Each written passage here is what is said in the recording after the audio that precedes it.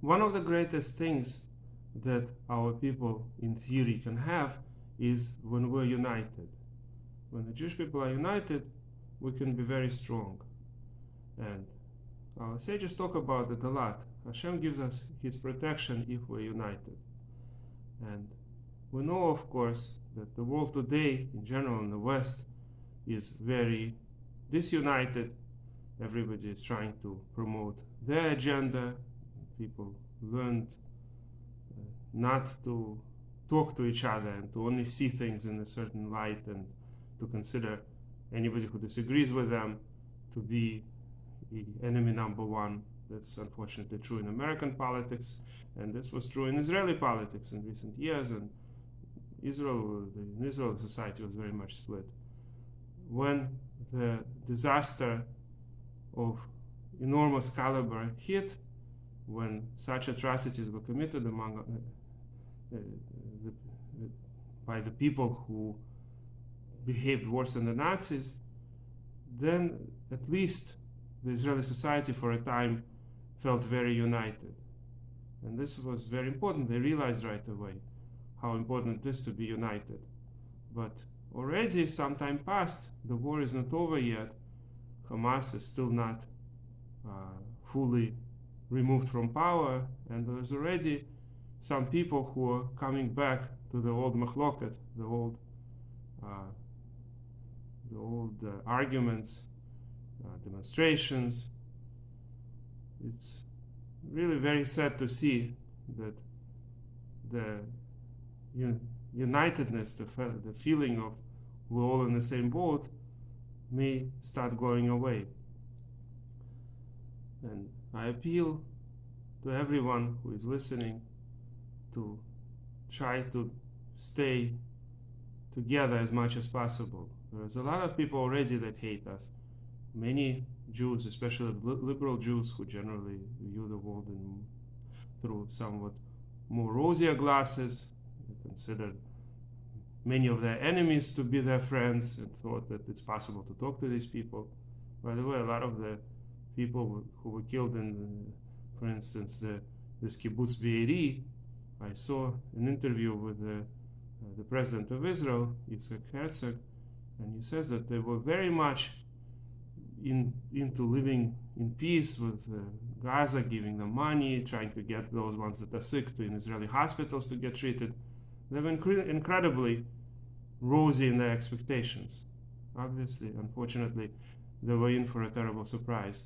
A lot of people here, a lot of students, Jewish students in colleges and universities, say that the people they trusted, the people they thought they were friends, turned out to actually justify these atrocities.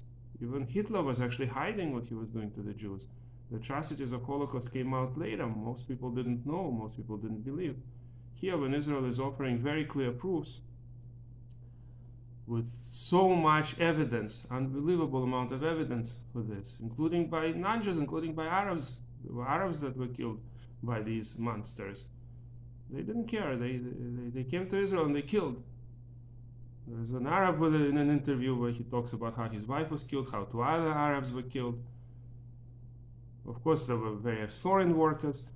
So, with all the evidence, there are some people who try to say, no, it didn't happen. No, the whole thing is staged. Then there are people who have all kinds of conspiracy theories saying that, no, it was Israeli army who did it. But what's even worse is that the people who don't, in fact, deny that it happened.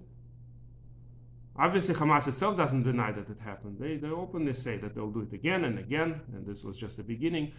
But what's interesting is that there are some professors and people on college campuses that know what happened, and they don't deny that this is what happened. Yes, this is what happened. But they try to justify it. Again, the same old song, that they're oppressed. Nazis also had justifications of all kinds.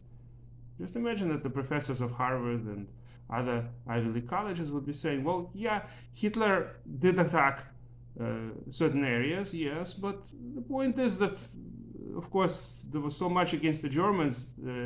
They were held responsible for World War I, which was totally unfair. They were forced to pay huge compensations. The They had inflation of nothing like this before. They basically the entire money that you could basically the money was used to throw into the stove to get heat. That's how little the money was worth.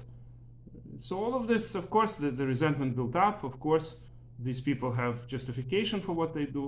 Can you imagine that? I mean, every aggressor in the world always has justifications why he is really the victim. So my point is that the Jewish people now understand what they're up against.